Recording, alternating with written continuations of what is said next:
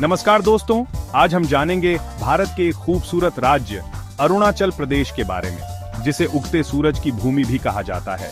यह राज्य अपनी प्राकृतिक सुंदरता, विविध संस्कृति और समृद्ध इतिहास के लिए जाना जाता है। आइए इस अद्भुत राज्य के बारे में विस्तार से जानें, इसके रहस्य और रोमांच को समझें। दोस्तों, सबसे पहले अरुणाचल प्रदेश के बारे में कुछ मूल जानकारी।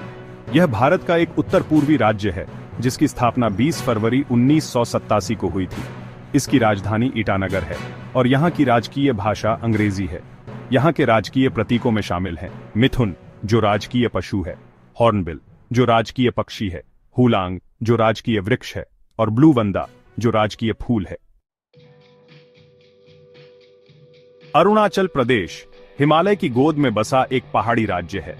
यह उत्तर में चीन, पूर्व में म्यांमार और पश्चिम में भूटान से घिरा हुआ है। यहाँ की नैसर्गिक सुंदरता अद्वितीय है। ऊंचे ऊंचे पहाड़, हरे भरे जंगल और तेज बहती नदियां इसकी खूबसूरती को और बढ़ाते हैं। दिबांग, लोहित और सियांग यहाँ की प्रमुख नदियां हैं, जो अपने साथ जीवन और उत्साह लाती हैं। दोस्तों, अरुणाचल प्रदेश का इतिहास बहुत पुराना और रोचक है। पहले इसे उत्तर पूर्व सीमांत एजेंसी के नाम से जाना जाता था। 20 जनवरी 1972 को इसे केंद्र शासित प्रदेश बनाया गया और फिर 20 फरवरी 1987 को यह भारत का एक पूर्ण राज्य बना। यह ऐतिहासिक रूप से तिब्बत और भारतीय उपमहाद्वीप के बीच व्यापार और संस्कृति के आदान प्रदान का एक महत्वपूर्ण केंद्र रहा है। चैप्टर 4, संस्कृति का रंगमंच। अरुणाचल प्रदेश विभिन्न संस्कृतियों का संगम है। यहाँ लगभग 15 लाख लोग रहते हैं, जो विभिन्न जनजातियों से संबंधित हैं। नीशी, अपातानी, मोनपा, तागिन आदि मिश्मी यहाँ की कुछ प्रमुख जनजातियां हैं। यहाँ बौद्ध, हिंदू और स्थानीय जनजातीय धर्मों को माना जाता है। लोसार, मोनपा समुदाय, सोलुंग आदि जनजाति, सांगकेन, खामपट्टी समुदाय, ड्री, अपातानी जनजाति जैसे त्योहार यहाँ की संस्कृति को और भी रंगीन बनाते हैं।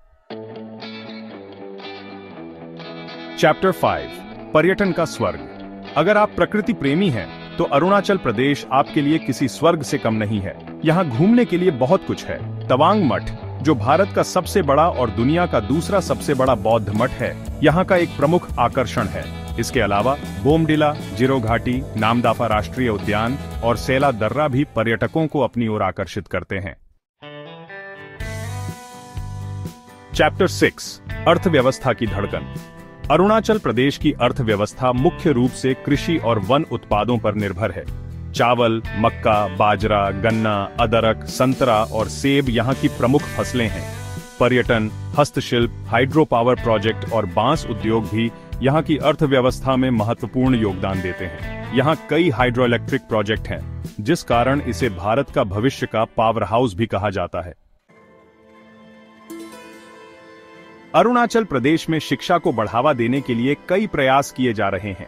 राजीव गांधी विश्वविद्यालय, राष्ट्रीय प्रौद्योगिकी संस्थान, north eastern regional institute of science and technology और Indira Gandhi technical and medical sciences university जैसे प्रमुख शैक्षणिक संस्थान यहां स्थित हैं। अरुणाचल प्रदेश देश के अन्य हिस्सों से हवाई, रेल और सड़क मार्ग से जुड़ा हुआ है। डोनी पोलो एयरपोर्ट होलोंगी यहाँ का सबसे प्रमुख हवाई अड्डा है। नाहरलगुन और तेजपुर, असम से ट्रेनें भी यहाँ आती हैं। राष्ट्रीय राजमार्ग 13 और 15 से यह राज्य असम और अन्य राज्यों से जुड़ा हुआ है। अरुणाचल प्रदेश का प्रशासन भारतीय संविधान के अनुसार चलता है। राज्यपाल की नियुक्ति केंद्र सरकार द्वारा की जाती है, जबकि मुख्यमंत्री का चुनाव राज्य की जनता करती है। यहाँ 60 सदस्यीय विधानसभा है।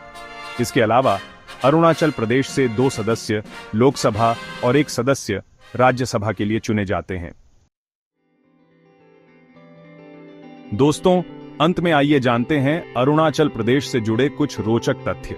क्या आप जानते हैं कि भारत में सबसे पहले सूर्योदय अरुणाचल प्रदेश के डोंग गांव में होता है? तिब्बत से भारत आने पर दलाई लामा ने 1959 में तवांग में ही शरण ली थी। ये राज्य दुनिया के 12 सबसे अधिक जैव विविधता वाले स्थानों में से एक है।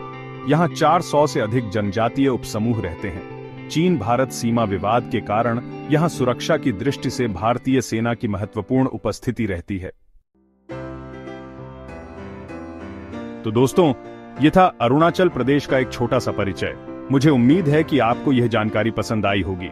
अगर आपको यह वीडियो पसंद आया हो तो कृपया इसे लाइक और शेयर करें और हमारे चैनल को सब्सक्राइब करना न भूलें, ताकि आपको ऐसे ही रोचक और जानकारी से भरपूर वीडियो मिलते रहे।